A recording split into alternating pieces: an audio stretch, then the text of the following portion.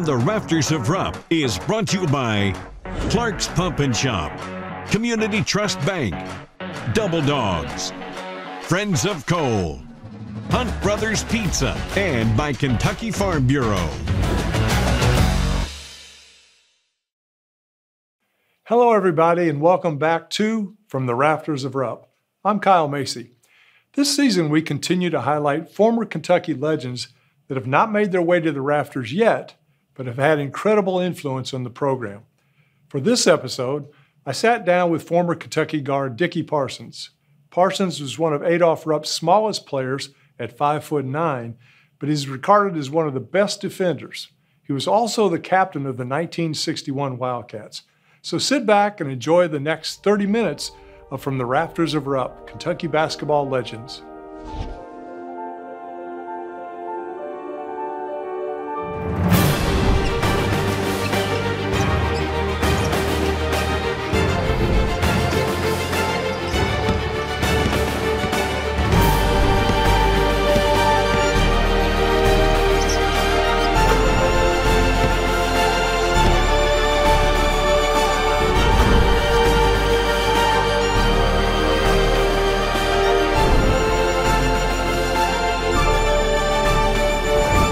Parsons grew up in a coal mining camp called Yancey, just outside of Harlan, Kentucky in Harlan County. He had a large family with 8 other siblings. His father was the payroll clerk for the Harlan Fuel Company. He was a 4-sport star at Harlan High, the same school that produced UK All-American Wawa Jones. There wasn't a lot to do at the coal camp, but he would find an outlet during his free time. The biggest factor in that camp was the coal tipple. And conveyor belts carried that coal to the tipple, and it was emptied into coal railway cars for the train then to come eventually and retrieve. And the next big feature in that community was the commissary. Commissary was the company's store. And there was a time that you could not trade with real money. You traded with script. And then the third most wonderful feature was the shower house for the miners. It was a place that miners would get dressed for work, and it's a very dangerous job in the mine, and where they cleaned up after the shift was over. So a friend of mine, we would go in between shifts and use those showers. First time I was ever in a shower because we only had a bathtub at home. So that was my lifestyle. And so you wonder, well, what is there to do? And it was to play sports. The Yancey coal mining camp had a baseball team, which Parsons was a part of. And in the summertime, we played baseball. Every Sunday, we played a doubleheader. The coal mining camps had baseball teams. They had uniforms, equipment. Parsons loved baseball, but it was hard playing it when the fall and winter season came in eastern Kentucky. He would find another sporting interest as the Fabulous Five echoed throughout the mountains of Harlan County on the radio. I remember listening to the Fabulous Five. You listened to the radio. There was no TV. And Beard and Groza and Wah Jones. And keep in mind now, Wah Jones was from Harlan. And that was a factor in the back of my mind. And anyone that loved sports loved you watching or listening to UK basketball. So that's when the interest developed. When he wasn't playing baseball, Parsons played basketball. Even before, I was playing sports at Harlan High School, we had a place that was like a barn, and we would play basketball in this barn morning before school, at noon, and in the afternoon. At night, we'd go back and play some more. At one end of the gym, there was not even a light switch. We would cross 2 electric wires, and we had light to play. And we spent our entire time playing either baseball in the summertime, and then during the wintertime, we were playing basketball. Parsons played on the middle school team, and their games were played on an outside court on dirt, not a hard court surface like you might think. That didn't stop them from having some great games with other Harlan County teams. Keep in mind, we were playing basketball in middle school on outdoor courts. We played on dirt courts. They were smooth. They were nice. Of course, you couldn't play if it was raining, but when it did dry off, that's where we were playing basketball. We were playing schools all up and down the Cumberland River, and there was Lynch, Benham, Cumberland. There was Everett's, Hall High School, Loyal, Black Star, Wallens Creek. Those were all schools in Harlan County. 9 high schools, and there were intense rivalries with all of those teams because you knew a lot of the players that we were playing against. Parsons would go on to start at Harlan High and be named second-team All-State. He had a lot of choices for colleges. 2 of his brothers were playing college baseball at Georgia Southern, and he was tempted to follow them there. Oh, yes, I had a big family. There were 9 of us. Some of them went to Union College, but I was thinking to go to Georgia Southern. You know, baseball was on my mind. I had 2 brothers that played baseball there, and they were very good players. One brother was a pitcher. They called him Fireball because he could throw hard. And so one day, my high school coach came in, and it was Joe Gilley, and he had a grant in aid. Said that Coach Rupp gave it to him, and I could sign it if I wanted to do so and attend UK. Well, I thought about it for a day or so, and I saw him 2 days later, and he said, I still have that grant in aid. So I said, okay, I'll sign it. We'll be right back with more of my conversation with Dick Parsons after these words from our sponsors. For those on the go, the smoothie connoisseur, the break room favorite, and for those that just never quite have it all, Clark's has what you need to keep your day on track. Make life easier and keep your busy schedule moving forward with everything you need at Clark's. Clark's Pump and Shop. Return, refresh, refuel. Fresh, tasty, savory. Double Dogs is a great place to eat. Whether you like sports or you just like great food, from pizza to salads to burgers to our legendary fried pickles. Double Dogs. In a single word, delicious.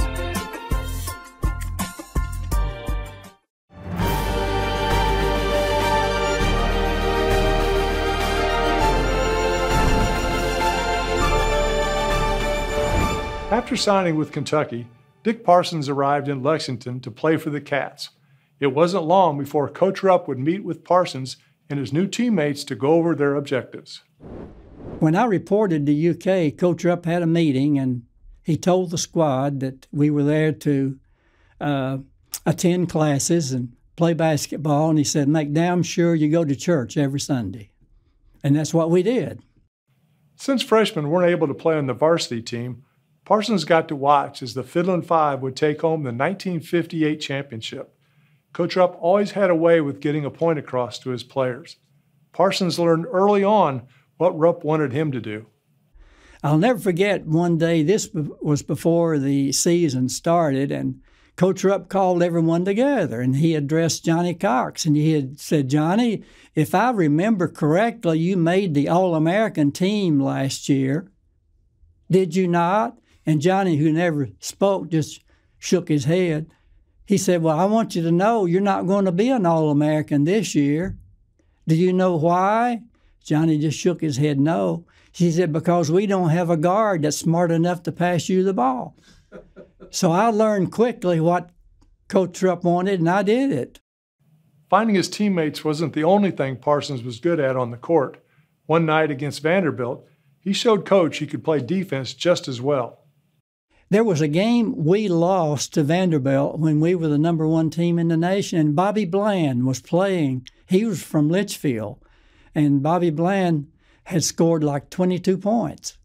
Now, they returned, of course, to play us in Lexington. Baldy Gibb had scouted the game, and Coach Rupp says to Baldy, who's going to guard Bobby Bland?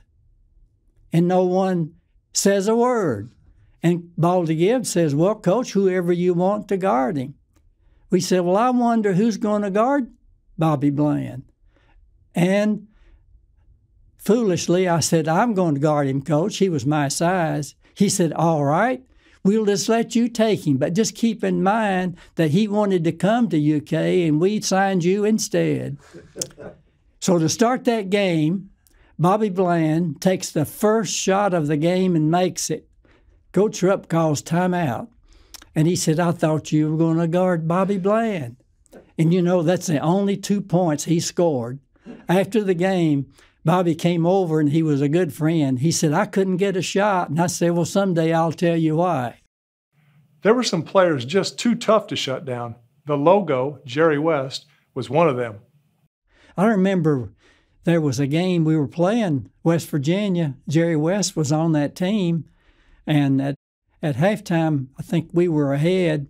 And Feldhaus had hit him across the nose. And we thought, well, his nose was broken. He was bleeding. And then when he came back out, he had a big plug of cotton in his nose.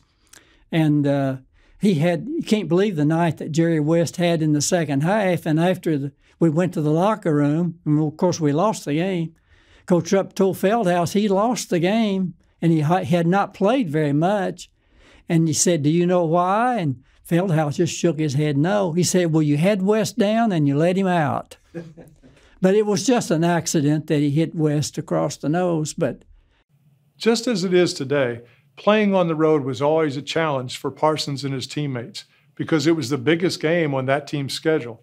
To say that some road fans got creative on how to distract the Cats would be an understatement. That was a year that there were state police standing there, and they were ringing the cowbells, and they kicked a skunk, and it was dead, of course, under the bench. And of course, I was playing, so I didn't have to deal with it. But for Coach Rupp to even speak to us, he had to come out on the floor and talk to us in the huddle. We didn't even sit down. We'll be right back with more of my conversation with Dick Parsons after these words from our sponsors.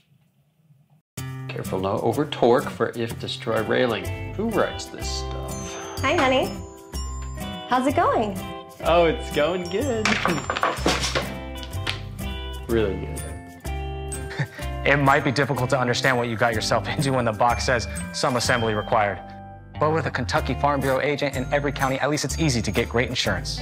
Kentucky Farm Bureau, big on commitment. Should be ready by the time she's in high school. Yeah. The coal industry's had a big impact on my life. My grandfather was a coal miner, my father was a coal miner. Coal is the largest driving force in our local economy. Have you ever wondered why developing countries don't have the same water and air quality we do? That's because affordable and abundant energy dramatically improves environmental quality and climate safety. You know, I want that for my daughter and her kids as well. That's why I'm a friend of coal.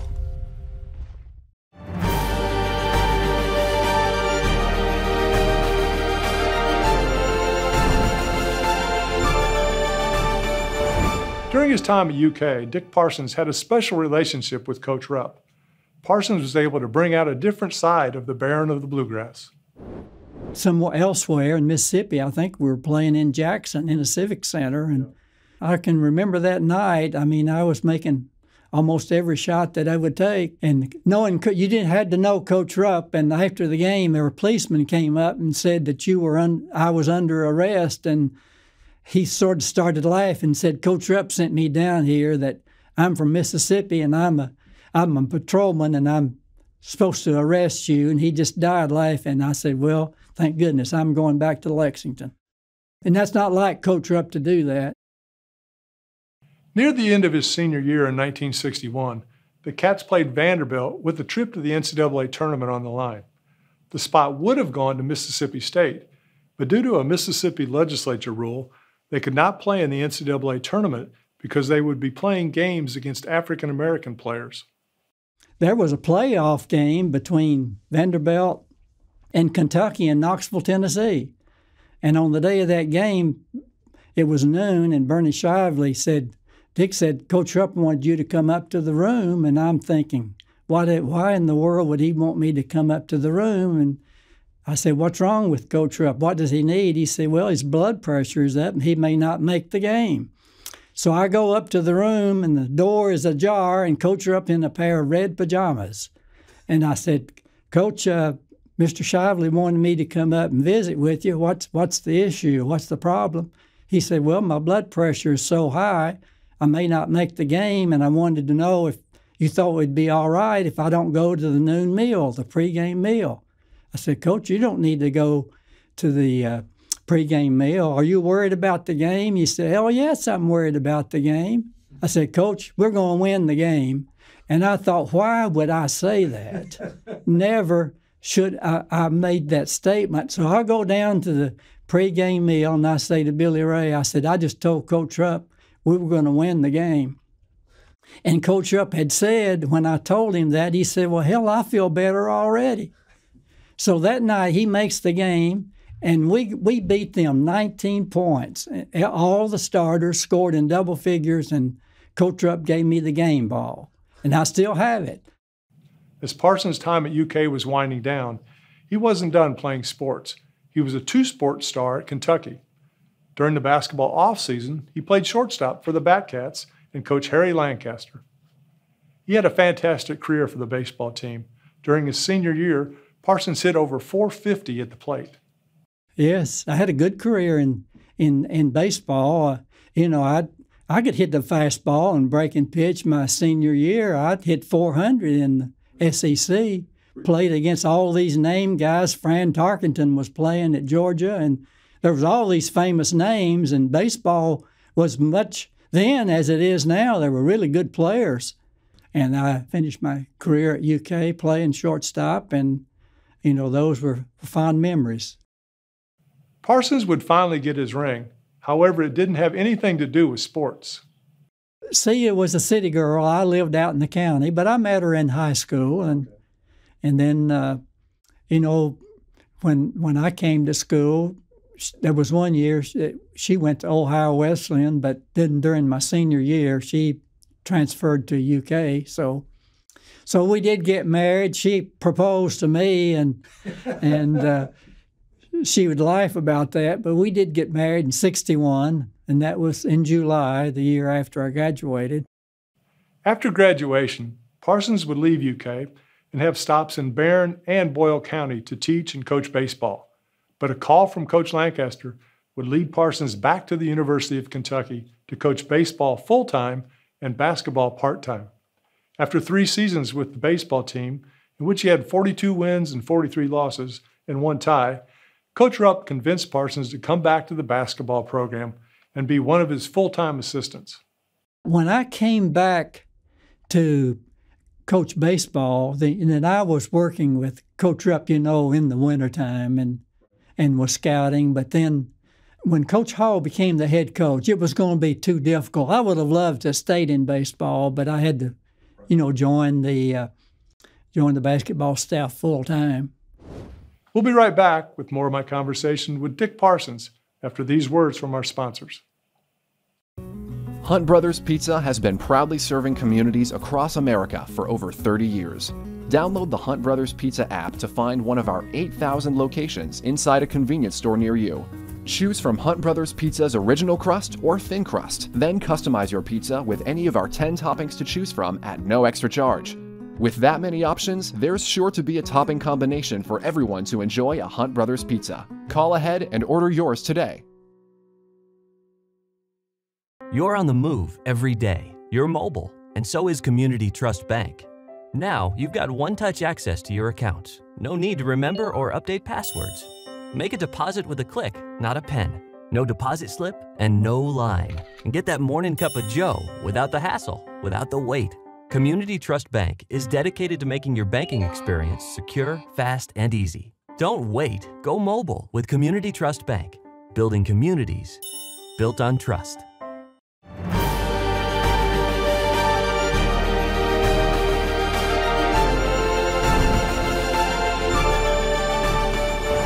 After Adolph Rupp's retirement from Kentucky in 1972, Joby Hall took over the reins, and Parsons stayed on his coaching staff.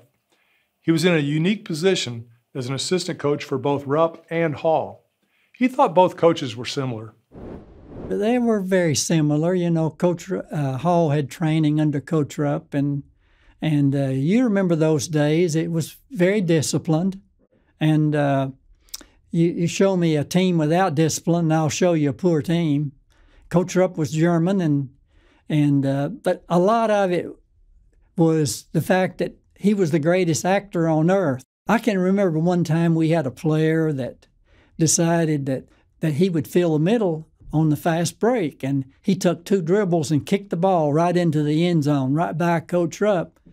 And Coach Rupp, the way he could do it, he says, hold it, hold everything.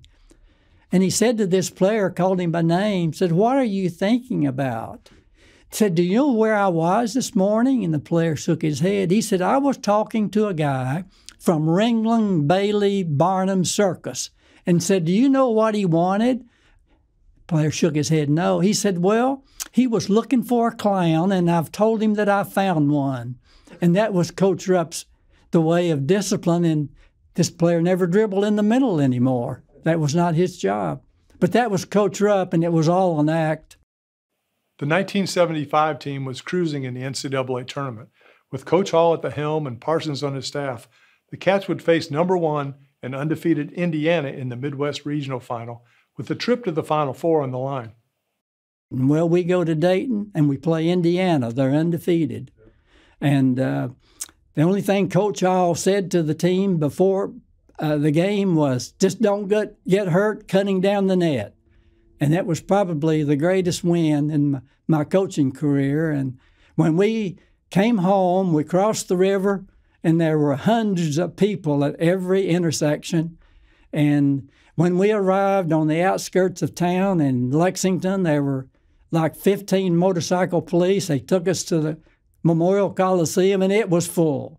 That was the greatest win of all. And we made it to the final, and we lost to UCLA in 1975 when Coach Wooden announced his retirement. In November of 1977, the Cats had an exhibition game with the Russian national team. That game showed Parsons and the rest of the team this might be a special year. I felt we really had a good chance after we played the Russian Olympic team and defeated them like 34 points. I scouted them somewhere on the road, and I never will forget their coach. You know, we were friends with him, and he would point out the bad people, the security people with him. And I remember making the assignments to our team and who you were going to guard, and he started his second team against us in Memorial Coliseum. But it wouldn't matter who was going to play. We really wore them out, and I knew we were going to be good at that point in time. The Cats would go on to win that game 109-75.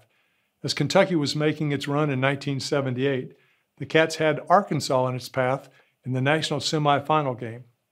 Parsons saw something on tape that worried him about the game. I was scouting, and that was my role to help prepare the team. I obtained the film from Memphis, and Arkansas made their first 15 shots in that game without missing. I told Coach Hall, I said, we're not going to look at this film, Coach, and he wanted to know why. I said, I just don't want anything to happen that we would change the frame of mind or the attitude of our team. Arkansas was really good, and they might have been the best team in the nation. They just didn't know it. Right. And, of course, we had more fouls than they did. And you remember that late in the game, we call a timeout, and we have a play. They're pressing us. You're going to take the ball out of bounds, and Jack Givens is going to fake a screen, and we're going to throw a Hail Mary pass. You throw it perfectly. He catches it and scores, and that's the game. That sealed it, and never will I forget the play you made, the catch he made, and the basket that he made, and then we played Duke in the finals. And forevermore, we found out how much fun we were having when that team was accused of not ever having fun. That team did have fun, and Parsons was a big reason for that. It was the first championship for the Cats in 20 years. As a player and a coach, Parsons excelled at both for the Big Blue. In 1996, Parsons had his number retired at Harlan High School. In 2014, The Kentucky High School Athletic Association inducted him into the KHSAA Hall of Fame. Thanks for joining us, everybody. Until next time, when we hear more tales from the Rafters of Rupp.